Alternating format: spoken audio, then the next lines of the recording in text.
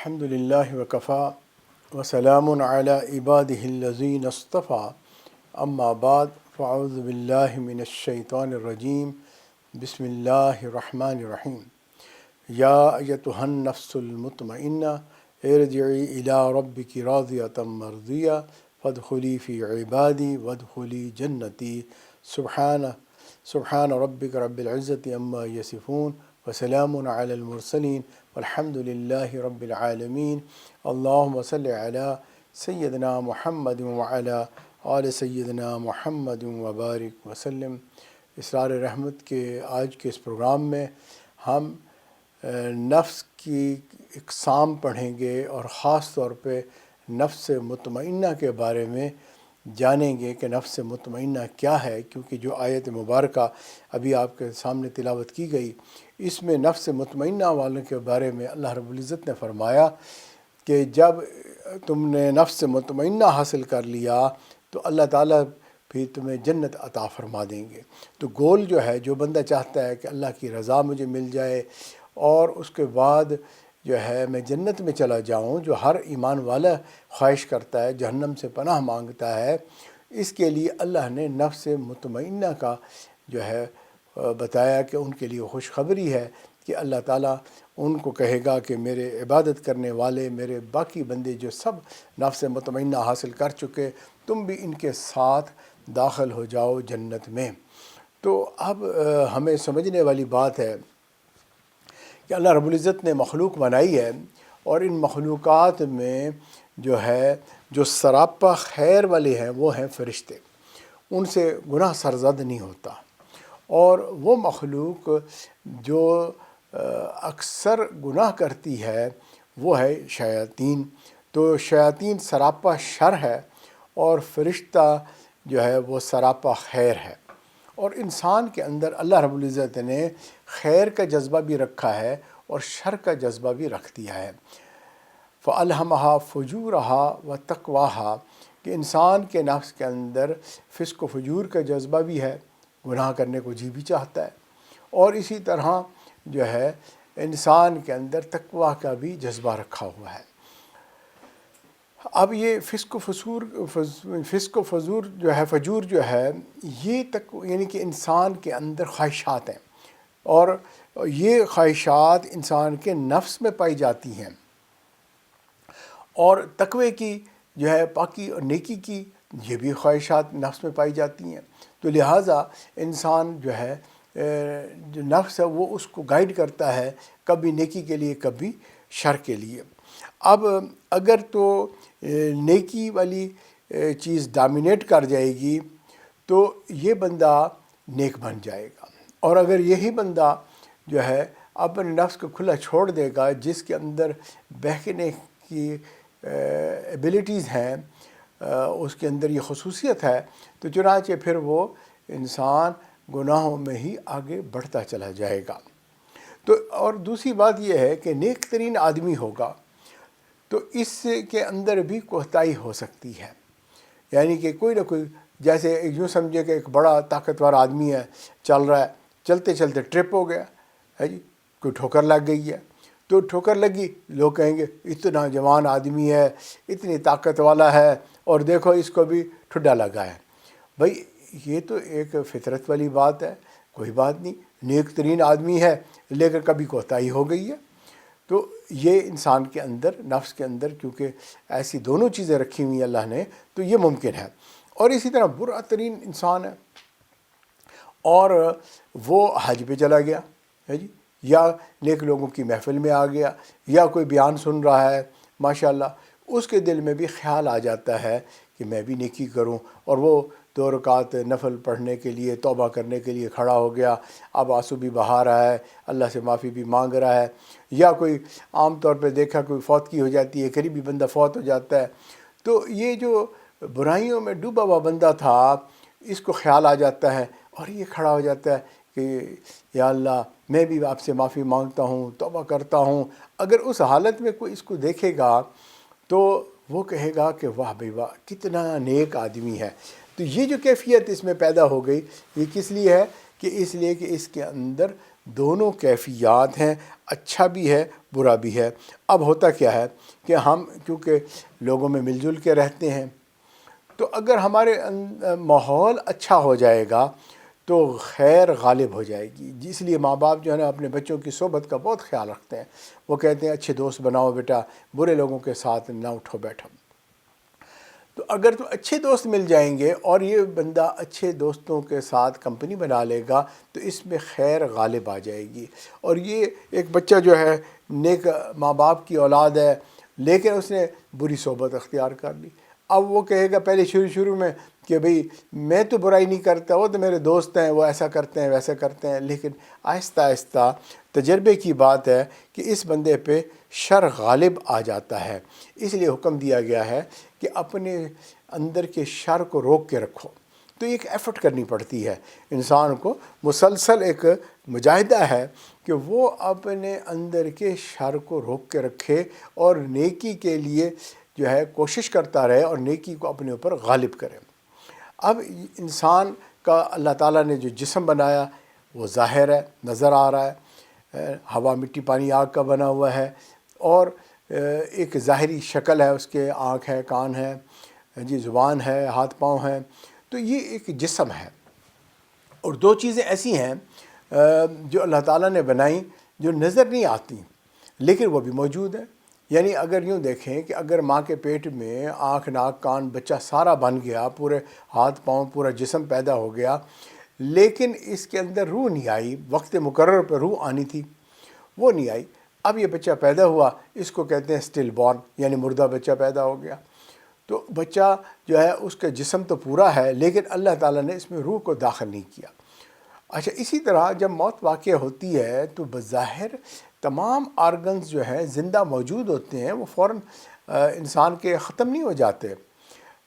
اس کا اگر heart attack ہوا اور دل دھڑکنا بند ہو گیا، لیکن اگر وہ پوٹینشیل ڈونر ہے تو اس کی کڈنی لے لیں گے، اس کے باقی آرگنز لے لیں گے، دوسرے انسان کے جسم میں ڈالیں گے اور وہ وہاں کام کرنے لگ جائیں گے۔ تو سائنس کے اعتبار سے تو اس کے وہ آرگن زندہ ہیں، کام کر رہے ہیں، فنکشنل ہیں، اور دوسرے جسم میں جا کر وہ ہو بہو کام کر رہے ہیں جو اس جسم میں کر رہے تھے۔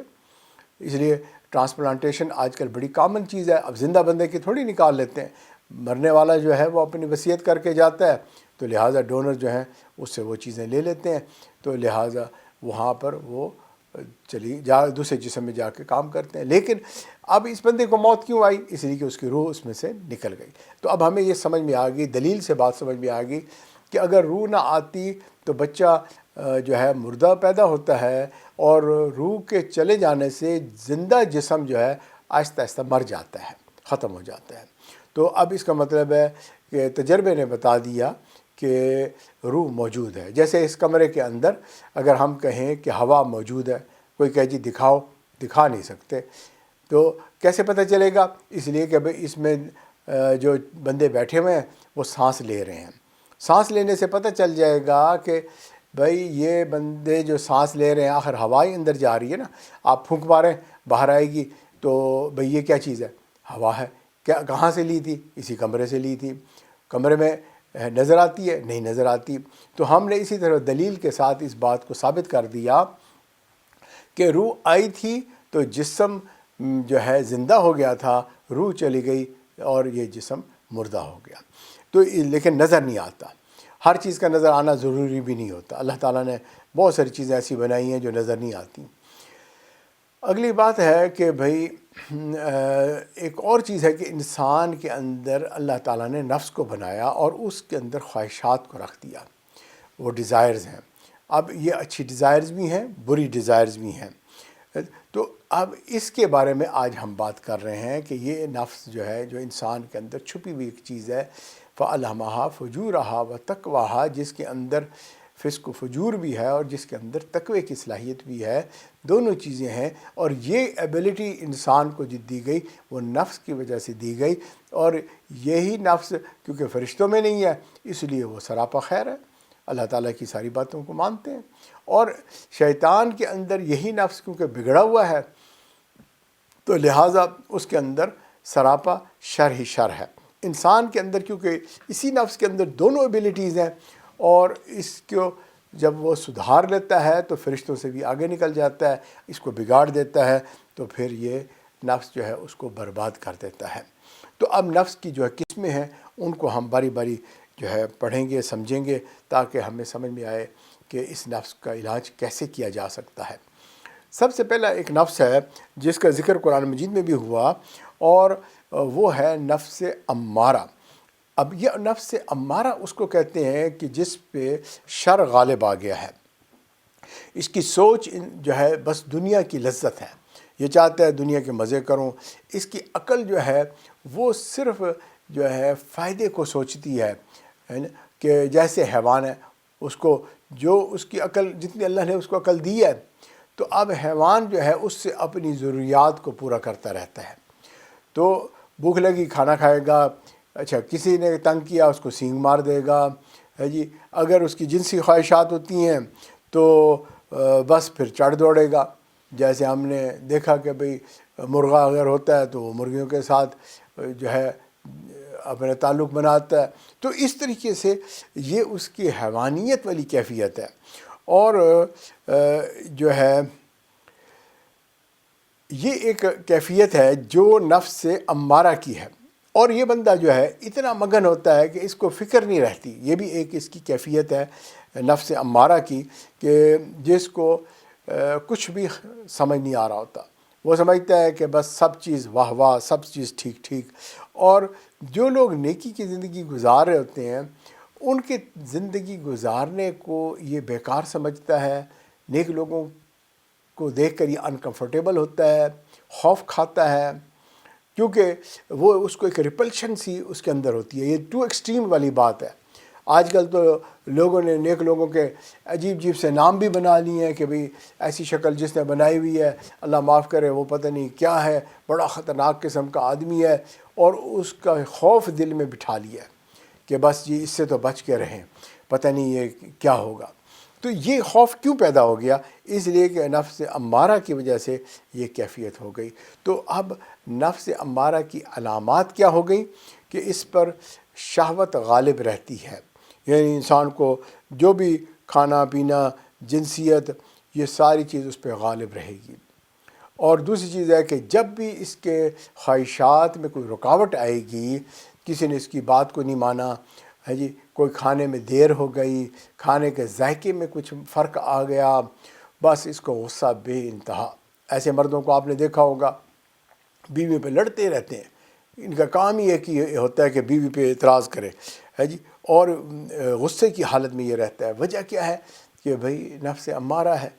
اب اس بیوی ہے بیچاری نے کوئی غلطی کر دی تو بس بیکار غصہ کرے چلے جائے گا، غصہ کرے چلے جائے گا۔ اور اگر اس کو بھوک لگی ہے تو درندوں کی طرح نہیں سوچے گا کہ یہ حلال ہے حرام ہے، بس آپ مجھے دیں جی بھوک لگی ہوئی ہے جی، صرف دیکھے گا تو ذائقہ دیکھے گا، اللہ کے حکم کو نہیں سوچے گا۔ اور اگر اس کی حالت ہے کہ اس کو کوئی مال خرچ کرنا پڑ جائے، مثلا اپنی اولاد پہ ہی خرچ کرنا پڑ جائے، کئی لوگ ہیں اپنی اولاد پہ بھی نہیں خرچ کرنا چاہتے، اللہ اکبر، چاہے جائے کہ زکوٰۃ دے دے، کوئی صدقہ خیرات دے دے، مسجد کے لیے اگر ڈونیشن مانگ لیں پھر تو یہ ناراض ہی ہو جائے گا، ہے جی۔ تو اس کی حالت کیا ہے کہ جب یہ کوئی اس کو سخاوت کرنی ہے تو اس کی حالت پھر قارون والی ہے، خزانے بھرے ہوئے ہیں لیکن $1 بھی خرچ نہیں کر سکتا۔ تو یہ ایک عجیب بات ہے۔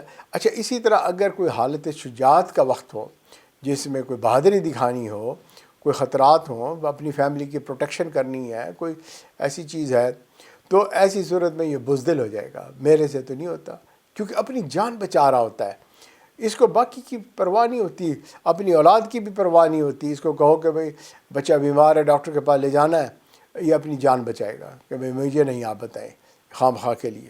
تو یہ نفس پرستی ہے جی، اس کو لوگ کہتے بھی ہے بہت ہی نفس پرست ہے۔ اچھا، اب ضرورت کا وقت ہوگا تو یہ گدھے کو بھی باپ بنا لے گا، اور اس کی ضرورت پوری ہو گئی تو آپ دیکھیں گے کہ یہ بندہ جو ہے فوراً ایسے آنکھیں بدلے گا کہ جیسے جانتا ہی نہیں ہے، اور کہتا پھرے گا دنیا مطلب دی او یارا۔ تو اب یہ کیا ہے؟ ساری یاریاں اس کی مطلبی یاریاں ہوں گی۔ اور اگر کوئی مصیبت اس پر آ جائے، آزمائش آ جائے، تو اب شکوے دیکھو کہ بھئی اوہو جی میں کیا کروں، ہاں جی ہلکی سی بیماری ہے، رمضان آئے گا کہ کہے گا او جی میں تو بہت ہی بیمار آدمی ہوں، میں کیا کروں، میرے سے روزے کہاں رکھے جاتے ہیں، آپ تو جانتے ہی ہیں۔ اچھا بھئی عجیب بات ہے، تو تمہارے لیے رمضان اتنا مشکل، اور تمہارے شہر میں کتنے لوگ ہیں جو بیمار ہیں، وہ تو روزے رکھے جا رہے ہیں، ان کو تو کوئی تکلیف نہیں ہوتی، لیکن اس کو بڑی تکلیف ہوتی ہے۔ اسی طرح نعمت ملتی ہے تو بہت ہی ناشکرہ ہوتا ہے، نہ انسان کا تھینک یو بولتا ہے، نہ اللہ تعالیٰ کا تھینک یو بولتا ہے۔ تو یہ جو ہے اس حالت میں یہ زندگی گزارتا ہے۔ اب یہ سائن سمٹمز آپ کو ہم نے بتا دیے، اب انسان اپنا تجزیہ خود کرے کہ میں کس حال میں ہوں، میرا کون سا نفس ہے۔ اکثر وہ لوگ جن کو اللہ اور نبی صلی اللہ علیہ وسلم پر یقین نہیں ہوتا، ایمان نہیں ہوتا، وہ نفس امارہ والے لوگ ہوتے ہیں، اور وہ خواہشات کی زندگی گزارتے ہیں، اپنی ضروریات کو پورا کرتے ہیں، اور مطلب کہ وہ ساتھی دوست ہوتے ہیں، اور ان کی حالت ایسی ہے جیسے ماچس میں بارود بھرا ہوتا ہے، رگڑ لگتی ہے تو آگ لگ جاتی ہے اس میں، جیسے ہمارے اسٹوو کے اندر بھی اندر ہی وہ آگ جل رہی ہوتی ہے، آپ نے بس اس کو کھولا تو آگ بھڑک اٹھی۔ تو اسی طرح ان کے طبیعت میں، ان کے نفس کے خلاف اگر کوئی ذرا سی بھی بات ہوئی تو یہ لوگ بھڑک اٹھے، اور پھر انہوں نے نہیں دیکھا کہ اب کیا نقصان ہوگا، میں کیا بول رہا ہوں، کیا دیکھ رہا ہوں، کیا کھا رہا ہوں، اپنے تمام جسم کے اعضاء کو اب یہ نفس امارہ اپنی خواہش کے مطابق چلاتا چلا جائے گا، ان لمیٹڈ جو ہے اس کا حالت ہو جائے گی۔ دوسرے قسم کا نفس وہ ہے جس کو لوامہ کہا جاتا ہے، اور یہ لوامہ جو ہے یہ ایسا نفس ہے کہ جو ایمان لے آئے اور پھر ان کا نفس جو ہے کچھ ضمیر یعنی اس کا بیدار ہو گیا، اور وہ اللہ پہ بھی ایمان لاتا ہے اور کچھ ڈرتا بھی ہے، لیکن خواہشات بھی اس کے اندر ہیں۔ تو اب اس کی حالت امارہ سے تو بہتر ہے، لیکن یہ نفس ایسا ہے کہ خواہشات کے پیچھے چلتا ہے، پھر اپنے آپ کو ملامت کرتا ہے کہ یہ میں کیا کر بیٹھا، میں ہوں تو اللہ کا بندہ اور مجھے ایسا کرنا تو نہیں چاہیے تھا، لیکن میں ایسے گناہ کر رہا ہوں۔ تو گناہ کرتا ہے اور پچھتاتا ہے کہ یہ کیا ہوا، یہ کیا ہوا۔ ہم نے دیکھا کہ بعض اوقات انسان کسی کا دل دکھا دیتا ہے اور بعد میں پھر اس کو سوری بھی کرنے جاتا ہے جی کہ وہ بھی کیا میرے سے غلطی ہو گئی، معاف کرنا بھائی، میں نے ایسے غصے میں ایسی بات کہہ دی۔ خاص طور پہ گھروں کے اندر میاں بیوی کے تعلقات ہوتے ہیں، تو اب وہ جو ہے خاوند کی زبان سے باتیں نکلتی ہیں اور پتہ نہیں کیا کیا کہہ جاتا ہے، تمہارے اماں ابا یہ، تمہارے فلاں یہ، بھائی کیا ضرورت ہے ایسی بات کہنے کی، وہ اس کے ماں باپ ہیں، تو ان کا ادب کرنا لازم ہے، لیکن کیونکہ اس وقت کنٹرول نہیں ہے جی، تو اس لیے جو ہے پھر بعد میں افسوس، جیسے ایک آدمی جو ہے اسپیڈنگ کرتا ہے، اس کو بڑا مزہ آتا ہے، اور جب ٹکٹ لگتی ہے پھر کہتے ہیں یار پتہ نہیں کیوں کیا میں نے ایسے، نہ کرتا ہے نا۔ تو زندگی میں اللہ تعالیٰ پھر تھوڑی سی پریشانیاں بھی بھیج دیتے ہیں، تو جب پریشانی آتی ہے تو پھر خیال آتا ہے کہ میں ایسا نہ کرتا، یہ میں نے اپنا نقصان کر لیا۔ تو ہم میں سے اکثر بندے اسی زمرے کے لوگ ہیں، ان کو نفس لمامہ والے لوگ کہا جاتا ہے۔ تو اب سوال یہ پیدا ہوتا ہے کہ بھئی انسان جب بعد میں پچھتاتا بھی ہے تو گناہ کیوں کرتا ہے، اس کی کیا وجہ ہے؟ تو بھئی گناہ اس لیے کرتا ہے کہ اللہ تعالیٰ نے انسان کو ہوا، پانی، مٹی، آگ سے بنایا ہے، چار انسان کی یہ بناوٹ ہے، یہ انگریڈینٹس ہیں، اور ان سب کے اندر ایک قسم کی ٹینڈنسیز ہیں، اور جب نفس ان کو اس حساب سے بہکاتا ہے تو یہ اس کے اوپر چل پڑتے ہیں۔ مثلا انسان کی فطرت میں کیا چیز ہے کہ آگ ہے، یعنی اس کے اندر ہے، موجود ہے، اس کے اندر ہے، تو آگ جو ہے وہ بلندی کی طرف بھڑکتی ہے، یعنی اونچائی کی طرف جاتی ہے۔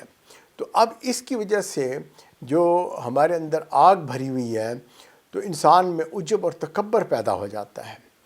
انسان کو لگتا ہے میں تو بہت ہی ٹیلنٹڈ ہوں، میں بہت ہی خوبصورت ہوں، اور میں یہ اچھے کام، میں پیسے والا، میں نے اپنی محنت سے کمایا۔ تو اس طرح سے جو ہے وہ بات کرتا ہے جیسے خدائی لہجے میں بات کی جا رہی ہو۔ اللہ معاف کرے، ہم بدلتے ہیں رخ ہواؤں کا، دنیا ہمارے ساتھ چلے۔ یعنی یہ چاہتے ہیں کہ بس اب ہمارے کنٹرول میں ہر چیز ہو اور بس دنیا ہمیں پیچھے پیچھے چلتی آئے، میرے سامنے کوئی بھی نہ بولے۔ تو یہ نفس جو ہے، جو یہ کیفیت ہے، اس کی وجہ کیا ہے کہ انسان کے اندر فطرتاً جو آگ ہے اس کے اثرات ہیں۔ دوسری چیز ہے کہ انسان میں پانی بھی ہے۔ آپ نے پانی کو دیکھا ہوگا کہ وہ جب بہتا ہے تو ایک جگہ نہیں ٹھہرتا بلکہ بہتا چلا جاتا ہے نا، اس کا ایک بہاؤ ہوتا ہے، اور اگر کہیں کوئی رکاوٹ بھی آ جائے تو یہ پانی اپنی سطح کو اونچا کرتے کرتے اس ہرڈل کو کراس کر کے آگے نکل جاتا ہے۔ تو یہ اس کو کہتے ہیں کہ سیلابی طبیعت، سیلانی طبیعت، کہ یہ انسان جو ہے بہنے والی کیفیت ہے، اور اس بہنے کی وجہ سے ہم اس کا نتیجہ یہ نکالتے ہیں کہ بندہ کہتا ہے کہ آج مجھے یہ چیز پسند ہے، کل وہ پسند نہیں ہے، پھر اور پسند ہے، پھر اگلی چیز پسند ہے۔ تو یہ جو پسند بدلتی رہتی ہے نا انسان کے اندر، تو یہ آبی مادے کی وجہ سے بدلتی ہے، ایک چیز ملی پھر اور۔ اس لیے کہا کہ نفس جو ہے نا وہ کسی چیز پہ بھی جا کے وہ رکتا نہیں ہے، بلکہ جو مل گئی، ہزاروں خواہشیں ایسی کہ ہر خواہش پہ دم نکلے۔ اب جتنے بھی ارمان انسان کے پورے ہو گئے پھر بھی کم ہو گئے۔ تو یہ جو کیفیت ہے، اس کی وجہ سے انسان جو ہے اس کے اندر حرص پیدا ہو جاتا ہے۔ اب یہ حرص چاہے مال پیسے کا ہو، شہوت کا ہو، زنا کا، اور اسی طرح جو ہے کسی کھانے پینے کا ہو، تو یہ ساری چیزیں جو ہیں انسان حرص جو ہے اس کے اندر ہوتے ہیں۔ گھر سے کھانا کھا کے نکلا، آگے کسی نے کوئی اور ڈش بنائی ہوئی تھی، اس کو دیکھا، پھر جی چاہا، پھر کھانے بیٹھ گیا۔ سبحان اللہ ہے جی۔ تو نبی صلی اللہ علیہ وسلم نے بتایا کہ انسان کو اگر ایک وادی جو ہے سونے کی مل جائے گی تو وہ خواہش کرے گا ایک اور مل جائے، ایک اور مل جائے، حتیٰ کہ پوری دنیا سونا بن جائے، یعنی کہ تمام دنیا کے خزانے مجھے مل جائیں اور اس کو کہ سارا کنٹرول بھی مجھے مل جائے۔ تو یہ حرص یعنی کہ کبھی بھی ختم نہیں ہوتا۔ کہتے ہیں کہ بھئی قبر کی مٹی اس حرص کو ختم کرتی ہے، ورنہ یہ پیٹ کبھی بھی نہیں بھرتا۔ تو اس کی وجہ جو ہے پانی۔ اچھا، اب جو ہے اس کے بعد اگلی چیز آ جاتی ہے ہوا۔ انسان کے اندر ہوا بھی ہے، اور ہوا جب آتی ہے تو اس سے انا پیدا ہو جاتی ہے جی، کہ انا کہتے ہیں جی ہوا بھری ہوئی ہے اس بندے کے اندر، اور جب انا آتی ہے تو وہ پھر کسی اور کو کچھ نہیں سمجھتا، اپنے آپ کو ہی سب کچھ سمجھتا ہے، اور اس وجہ سے وہ کفریہ کلمات بولتا ہے جی۔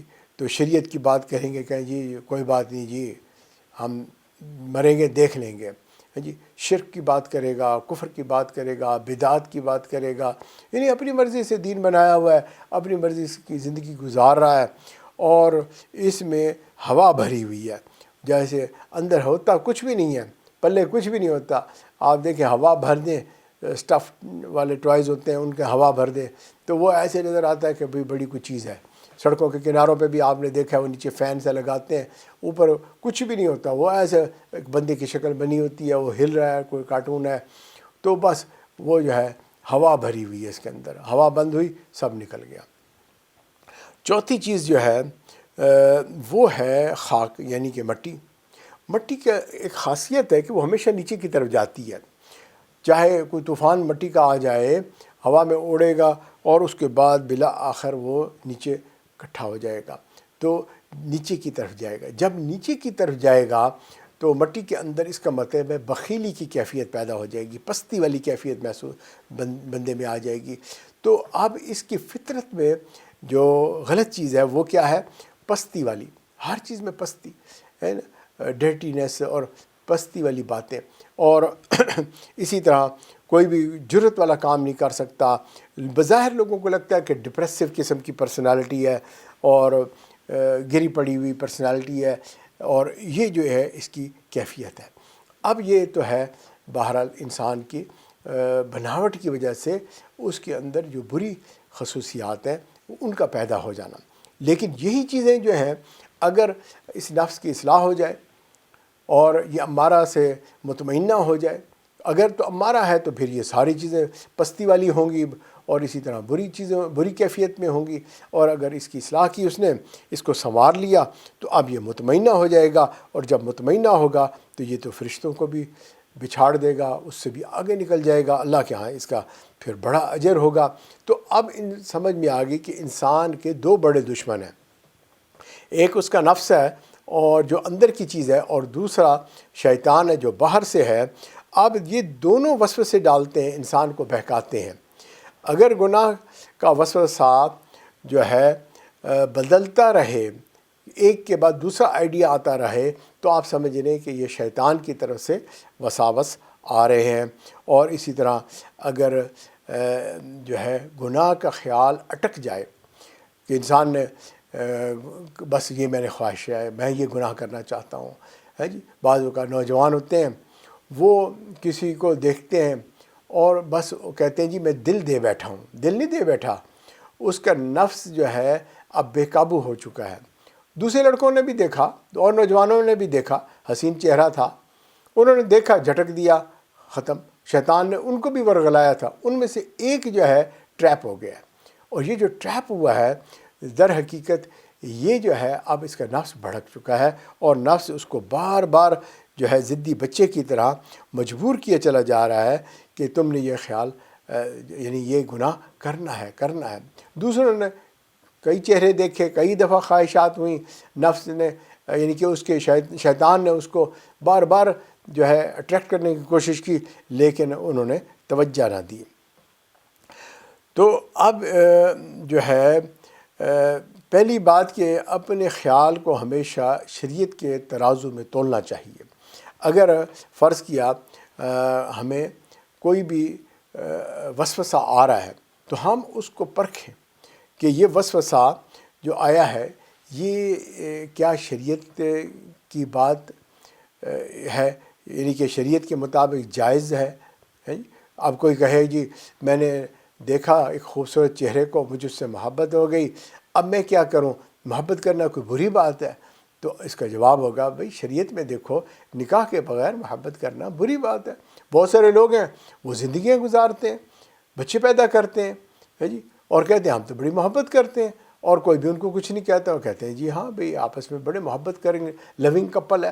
اچھا، ہم بیٹھ کے فلمیں بھی دیکھتے ہیں، تو اب فلمیں میں جو ہم دیکھ رہے ہوتے ہیں وہ کوئی نکاح کے بعد کی سٹوری دکھا رہے ہوتے ہیں یا نکاح کے پہلے کی سٹوری دکھا رہے ہوتے ہیں، جس میں وہ ایک دوسرے کو چھو بھی رہے ہیں اور بوسے بھی دے رہے ہیں اور سب کچھ ہو رہا ہے۔ تو یہ ساری چیز ہم نے کس ترازو پہ تولنا ہے؟ اس کو شریعت کے ترازو پہ تولنا ہے، پہچاننا ہے کہ بھئی یہ جو خواہشات ہیں یہ شریعت اگر اس کی اجازت دیتی ہے تو جائز، ورنہ ناجائز۔ دوسری پہچان اس کی یہ ہے کہ آپ یہ دیکھیں کہ آپ کے علاقے کے کیا نیک لوگ ایسی زندگی گزارتے ہیں، تو ان کے ساتھ صالحین کے ساتھ مقابلہ کریں۔ اور اگر آج کل زیادہ نیک لوگ نہیں ہیں تو پہلے زمانے کے صالحین کو دیکھو، ہے جی، صحابہ کی زندگی کو دیکھو، تابعین تبع تابعین کی زندگی کو دیکھو، تاکہ آپ کو اندازہ ہو کہ بھئی ایسا تو ہمارے بڑے نہیں کرتے تھے۔ اپنے باپ دادا کو دیکھو کہ وہ کیسی زندگی گزارتے تھے، لیکن مزاج بنا ہوا ہے کہ بھئی جو ہے سارے لوگ ایسے کرتے ہیں اس لیے میں بھی یہ ایسے کرتا ہوں۔ یہ کرائٹیریا نہیں ہے کہ بھئی میجارٹی ایسے کر رہی ہے، میجارٹی جو ہے کسی گناہ کے پیچھے لگ جائے تو کیا ہم بھی کریں گے؟ میجارٹی جو ہے کسی جو ہے آگ میں چھلانگ لگا دے تو ہم بھی لگا دیں گے، ہم تو کہیں گے بھائی ہم تو اپنے آپ کو بچائیں گے، ہے نا، اپنی جان تو بچائیں گے۔ تو اب اسی طرح اس معاملے میں بھی میجارٹی کو نہیں دیکھنا، بلکہ یہ دیکھنا ہے کہ کوالٹی والے لوگوں نے کیا کیا۔ اور دوسری بات یہ ہے کہ آپ یہ بھی دیکھیں کہ اس کام کو کرتے ہوئے کیا میرے نفس پر بوجھ آتا ہے یا مجھے مزہ آ رہا ہے۔ کیونکہ اب دیکھو بعض اوقات جو ہے نا نفس وہ ایسے کاموں میں لگتا ہے کہ جو بظاہر وہ دین سمجھ کے کر رہا ہوتا ہے، جیسے بدعات ہوتی ہیں، تو بدعات کو کرتے ہوئے وہ یہ سمجھتے ہیں یہ بڑا ثواب کا کام ہے جی، اور اس سے بڑا ثواب ملے گا اور بڑا میں نیکی والے کام کر رہا ہوں، پیسہ بھی خرچ کر رہا ہے، محنت بھی کر رہا ہے، ہر چیز کر رہا ہے۔ تو اب یہ وجہ کیا ہوتی ہے؟ اصل میں وہ سب کچھ کرنے سے اس کا نفس خوش ہو رہا ہوتا ہے، جب نفس خوش ہو رہا ہے تو آپ سمجھ لیں کہ یہ کوئی عبادت نہیں ہے جو ہم کر رہے ہیں. نفس پہ بوجھ ہونا چاہیے، تکلیف ہونی چاہیے، ایفرٹ ہونی چاہیے، تب تو یہ بات سمجھ میں آ رہی ہے. الا کہ وہ نفس مطمئنہ بن جائے. جب نفس مطمئنہ بن جائے گا تو اب وہ بوجھ نہیں رہے گا، پھر وہ انسان کی جو ہے طبیعت بن جائے گی، وہ شریعت کے تابع ہو جائے گا. لیکن اگر لوامہ نفس ہے، کبھی ادھر کبھی ادھر، اور وہ کہہ رہا ہے کہ بھئی واہ واہ یہ تو میں بڑا نیکی والے کام کر رہا ہوں، ہے جی. جیسے کہ بندہ کہے کہ جی قربانی جو ہے اس کی کرنے کی کیا ضرورت ہے، عید الاضحیٰ کی، غریبوں میں پیسے بانٹ دیے. اب غریبوں میں پیسے بھی بانٹ رہا ہے، غریب اس کو واہ واہ کر رہے ہیں اور یہ بڑا خوش ہو رہا ہے. بھائی قربانی جو ہے عید الاضحیٰ کی کرنے پہ تمہیں ثواب ملے گا، نہ کہ اپنے پیسے بانٹنے سے اور لوگوں کی واہ واہ کرنے پہ تمہیں ثواب ملے گا. ہے جی. تو یہ چیز ہے. اگر جو ہے فرض کیا مسجد کو ڈونیشن دے رہا ہے اور باقی لوگ تعریفیں کر رہے ہیں، نفس خوش ہو رہا ہے، تو اب یہ سمجھ رہا ہے کہ بھئی میں تو بڑا نیکی کا کام کر رہا ہوں، حالانکہ یہ نفس کو خوش کر رہا ہے. اگر یہ چھپ کے دیتا ہے وہی پیسہ کہ محلے میں کسی کو پتہ نہ چلے، اب دیکھو نفس پہ بھاری پڑتا ہے کہ نہیں پڑتا. پھر کہے گا ہو تو مجھے تو کوئی جانتا ہی نہیں، کوئی مجھے پہچانتا ہی نہیں، میں تو بڑے بڑے اچھے اچھے کام کرتا ہوں اور جو ہے لوگ میری قدر ہی نہیں کرتے. اللہ معاف کرے. تو یہ جو ہے کچھ نشانیاں ہیں سمجھنے والی تاکہ عمل کرنا آسان ہو جائے.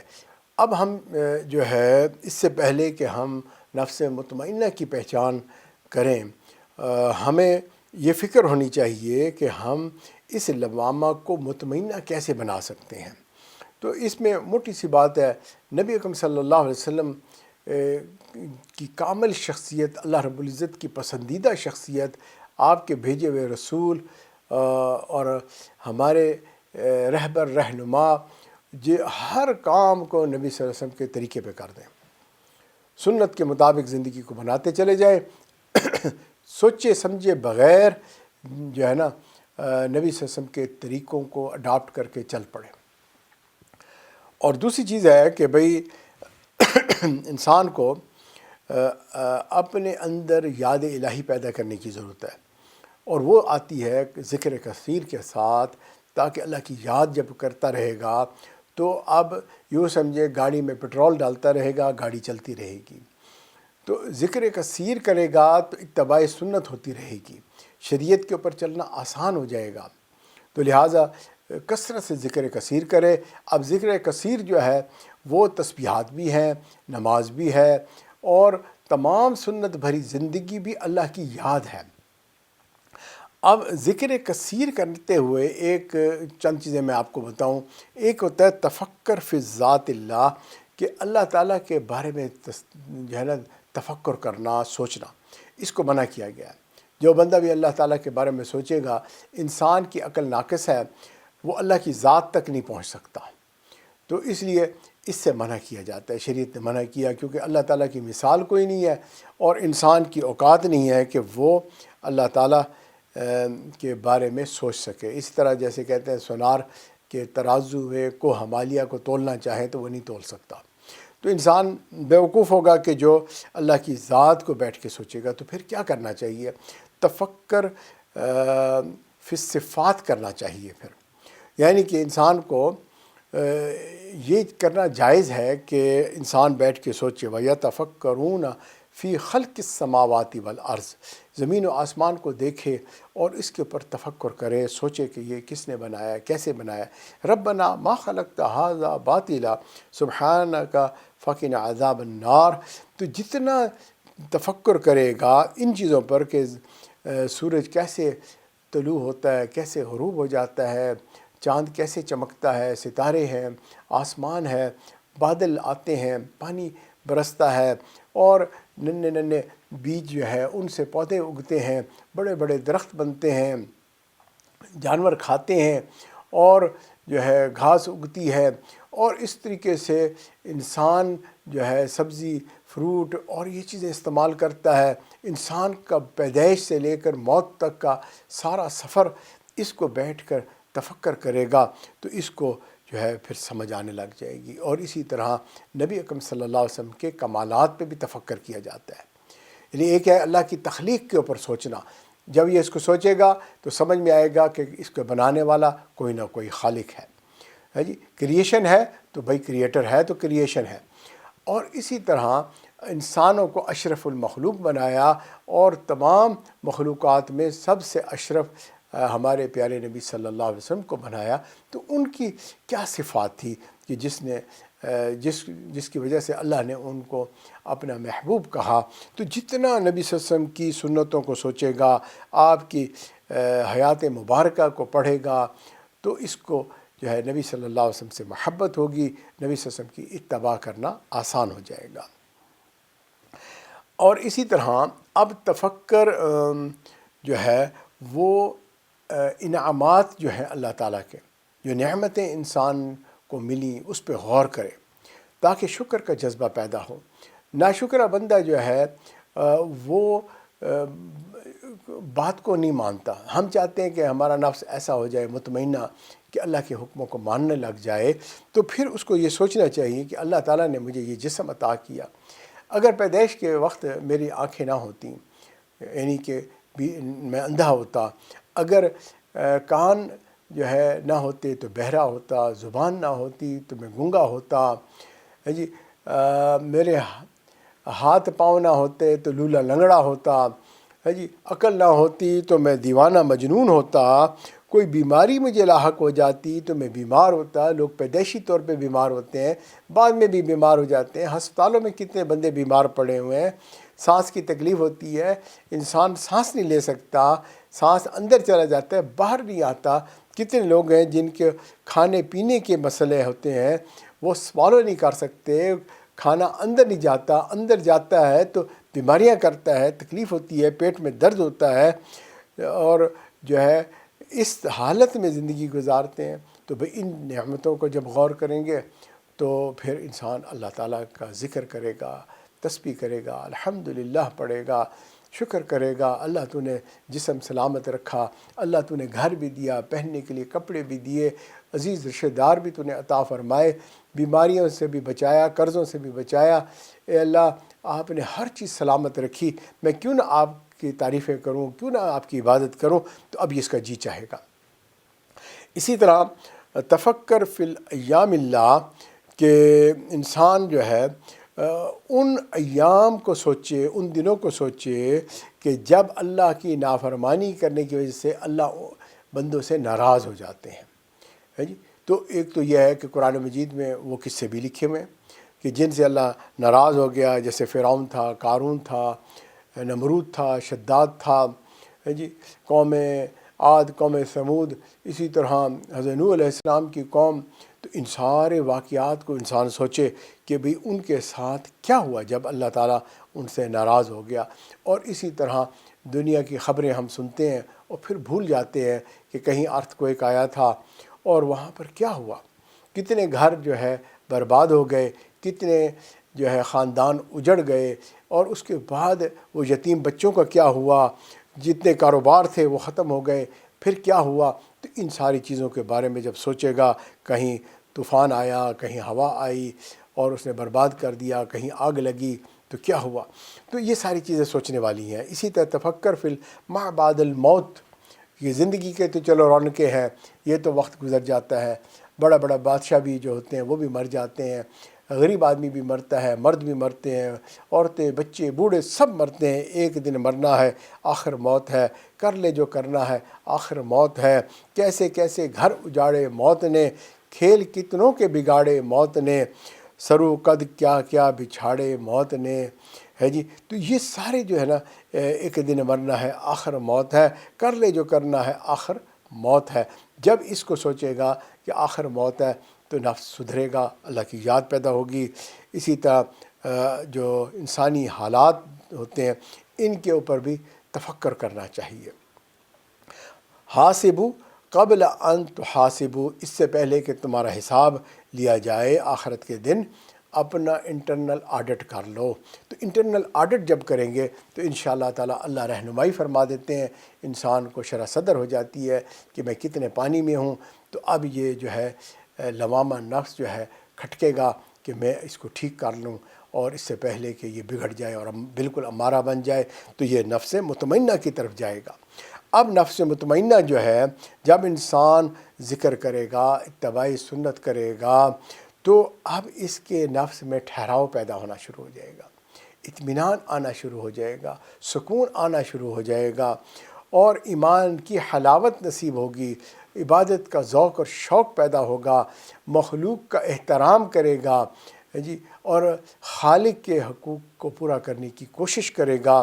اس کے لیے ایک ٹرمینالوجی بنی ہوئی ہے کہ مکروہات شرعیہ مکروہات طبعیہ بن جائیں گی۔ یعنی اللہ رب العزت نے جس چیز کو مکروہ کہا ہے، جس سے منع کیا ہے، وہ اس کا مزاج بن جائے گا، شریعت پہ بے ساختی کے ساتھ عمل کرنے لگ جائے گا۔ شریعت کے اندر کچھ چیزیں اوامر ہیں جن کا اللہ نے کرنے کا حکم دیا، اور کچھ ہیں نہیں جن کو نہ کرنے کا حکم دیا کہ یہ نہیں کرنا۔ تو نہ کرنے والوں سے یہ بائی نیچر نہیں کرے گا۔ بہت سارے لوگ ہیں، آپ ان سے پوچھیں کبھی شراب پی، کہتے نہیں، کیوں نہیں پی؟ دل ہی نہیں چاہتا۔ خنزیر کا گوشت کھایا کبھی؟ نہیں بھی، کبھی بھی نہیں کیا۔ توبہ توبہ، نام ہی نہ لیں ہمارے سامنے، اتنی گندی چیز، تھو تھو ہے جی۔ تو اب کیوں کہ یہ مکروہات طبیعہ ہے۔ لیکن افسوس کہ ہم ایسے ملک میں رہتے ہیں جہاں 99% جو ہے نہ ماننے والے نفس امارہ کے لوگ ہیں، تو 1% بیچارہ جو رہ رہا ہے اس میں بھی اکثر نفس لوامہ والے ہیں، الا ماشاء اللہ کوئی نفس مطمئنہ والا ہے۔ تو ایسی حالت میں بڑا ہی خطرہ ہے۔ اب جو ہے جب خطرہ زیادہ ہے تو محنت بھی زیادہ ہے، تو زیادہ محنت کرنی پڑے گی جی۔ تو اس لیے جو ہے اب نفس مطمئنہ پیدا کرنے کے لیے جو ہے کچھ کام کرنا پڑے گا۔ اب جو نفس مطمئنہ ہوتا ہے، جو آہستہ آہستہ محنت کرتا ہے، اتباع سنت کرتا ہے اور عبادات کرتا ہے اور جو ہے گناہوں سے بچتا ہے، تو آہستہ آہستہ اس میں اطمینان پیدا ہونا شروع ہو جاتا ہے۔ جب اطمینان پیدا ہونا شروع ہوتا ہے تو یہ ولایت کا پہلا ایک درجہ ہے، اور انسان اس نفس مطمئنہ والے کے اندر معاصی کے خطرات ہوتے ہیں، یعنی یہ گناہ کر سکتا ہے، اس کو خطرہ آتا ہے، لیکن طبیعت میں میلان نہیں ہوتا، یعنی گناہوں کی طرف جانا نہیں چاہتا، لیکن گناہوں کا خیال آ جاتا ہے وقتاً فوقتاً، اور جو ہی خیال آتا ہے یہ اپنے جو ہے جھٹک دیتا ہے، اور وہ اس کا عمل نہیں کرتا۔ اس کے اوپر جب عمل نہیں کرتا تو اس کا مطلب ہے وہ محنت کر رہا ہے، مجاہدہ کر رہا ہے، تو اس کو کہیں گے مجاہدے کا مقام۔ دوسرا درجہ جو اللہ تعالیٰ نصیب کرتا ہے ان لوگوں کو جو ذکر کثیر کرتے رہتے ہیں اور دین پہ چلتے رہتے ہیں، نبی صلی اللہ علیہ وسلم کی اتباع کرتے رہتے ہیں، تو ایک درجہ آگے چلے جاتے ہیں، اور ان لوگوں کے اندر معاصی کے خطرات تو موجود ہوتے ہیں، لیکن گناہوں کا میلان ہی نہیں ہوتا۔ خطرہ تو موجود ہے، گناہ ہیں، ارد گرد گناہ ہو رہے ہیں، لیکن ان کی اٹریکشن ہی نہیں ہے۔ جیسے میں نے ابھی کہا کہ بھئی شراب کی دکان دیکھی، ملان ہی نہیں ہے کہ بھئی اس میں جائیں دیکھیں تو صحیح کیا ہے، ٹیسٹ تو کر کے دیکھیں، یہ کیفیت نہیں ہے جی۔ یہ تو بہت بڑے گناہ کی بات کر دی میں نے۔ نفس مطمئنہ والا تو جو ہے یوں سمجھے کہ بھئی کسی بات کو جھوٹ بولنا ہے تو چالو کرنی ہے بات، تو اس کی میلان ہی نہیں ہوگا کہ میں جھوٹ بول کے کام چلا لوں، فوراً ہی خیال آئے گا کہ یہ تو جھوٹ ہے، بس ختم۔ تو لیکن خطرہ تو ہے نا، بندے کو سچویشن ایسی آ گئی کہ اب اپنی بات کو کیسے ٹیکل کرے، تو خطرہ موجود لیکن میلان ہی نہیں ہے، تو لہٰذا گناہ نہیں کرتا۔ تو اس کو کہتے ہیں حفاظت کا درجہ، یعنی یہ وہ نفس مطمئنہ ہے۔ قرآن مجید میں اللہ فرماتے ہیں ان عبادی لیس لک علیہم سلطان، کہ شیطان بدبخت میرے کچھ ایسے بندے ہیں جن پر تیرا کوئی داؤ نہیں چلتا، تو یہ اللہ تعالیٰ نے ان کو محفوظ کر لیا۔ تو یہ جو محفوظ ہو جاتے ہیں نا، تو یوں سمجھیں کہ یہ میچورٹی لیول پہ چلے گئے، جیسے بالغ ہو گیا تو اب یہ نابالغ نہیں ہو سکتا۔ تو یہ تو مطلب ہے اللہ تعالیٰ نے اس کو حفاظت میں لے لیا۔ کب یہ لیتے ہیں اللہ؟ جب بندہ محنت کرتے کرتے اس مقام پر پہنچ جاتا ہے۔ اللہ ہمیں بھی نصیب کر دے، ہم سب دعا مانگیں، خواہش کریں، انسان ہی ہوتے ہیں جو اس مقام پہ پہنچتے ہیں۔ اب ایک اور اس سے بھی بڑا درجہ ہے، اور وہ درجہ یہ ہے کہ اللہ تعالیٰ گناہوں کو ان بندوں سے دور کر دیتے ہیں، اور یہ عصمت والا درجہ ہے، اور یہ اللہ تعالیٰ انبیاء کو نصیب کرتے ہیں۔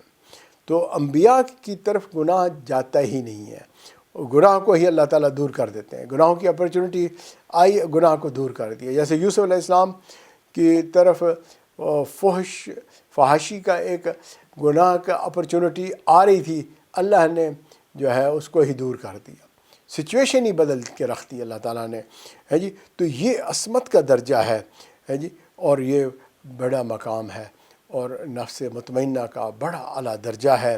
تو صحابہ کرام نبی اکرم صلی اللہ علیہ وسلم کی صحبت میں رہتے تھے، اور اللہ رب العزت نے ان کو نفس مطمئنہ عطا فرما دیا تھا، وہ اعلیٰ درجے پر پہنچ گئے تھے، اور انہوں نے اتنی نیکیاں کی کہ جیسے حضرت عائشہ صدیقہ رضی اللہ تعالیٰ عنہا لیٹی ہوئی تھیں، آسمان کو دیکھتی ہیں، ستاروں سے بھرا ہوا ہے۔ نبی صلی اللہ علیہ وسلم سے پوچھا کہ اتنے ستارے، اتنی نیکیاں جو ہے کیا کسی کی ہو سکتی ہیں؟ نبی صلی اللہ علیہ وسلم فرمایا ہاں، عمر کی ہو سکتی ہیں۔ اب یہ چپ ہو گئی، جب چپ ہو گئی سوچ میں پڑ گئیں، نبی صلی اللہ علیہ وسلم نے پوچھا عائشہ تم خاموش ہو گئی ہو؟ تو انہوں نے کہا ہاں۔ تو کہنے لگی کیا تم سوچ رہی ہو کہ میرے بابا کا نام نہیں لیا؟ تو کہنے لگی ہاں اللہ کے نبی میں سوچ رہی تھی ابو بکر کا نام نہیں لیا۔ تو کہا ابو بکر کی کیا بات کرتی ہو؟ ابو بکر تو میرا یار غار تھا، اور اس کی تو جو 3 راتیں جو اس نے گزاری، ان میں سے ایک رات کا اجر بھی اس سے زیادہ ہے۔ تو اب معلوم ہوا کہ قرب کے ساتھ درجہ مل جاتا ہے۔ یہ جو یار غار بن گئے تھے، اللہ تعالیٰ نے اس کی وجہ سے درجے عطا فرما دیے۔ تو معلوم ہوا کہ جتنا ہم قرب حاصل کریں گے، نبی صلی اللہ علیہ وسلم کی اتباع سنت کریں گے، اور ان لوگوں کا قرب حاصل کریں گے جو نبی صلی اللہ علیہ وسلم کے ساتھ جو ہے محبت کرتے ہیں اور سنت پہ عمل کرتے ہیں، نیک صالحین لوگ ہوتے ہیں، صادقین ہوتے ہیں، اس قرب کی وجہ سے اللہ درجے بلند کر دیں گے، اور پھر اللہ تعالیٰ اس بندے کو اپنا جو ہے قرب بھی عطا کریں گے۔ مرنے کے بعد جنت میں اس کو اعلیٰ مقام بھی مل جائے گا، اور جو ہے انسان کو یہ نفس مطمئنہ حاصل کرنا ممکن ہے۔ اللہ تعالیٰ ہمیں عمل کی توفیق عطا فرمائے، ہم سب اس کی جستجو کریں اور واقعی نیک بن جائیں۔ اللہ تعالیٰ ہمارا کہنا سننا سب قبول فرمائے، عمل کی توفیق عطا فرمائے۔ وآخر دعوانا ان الحمد للہ رب العالمین۔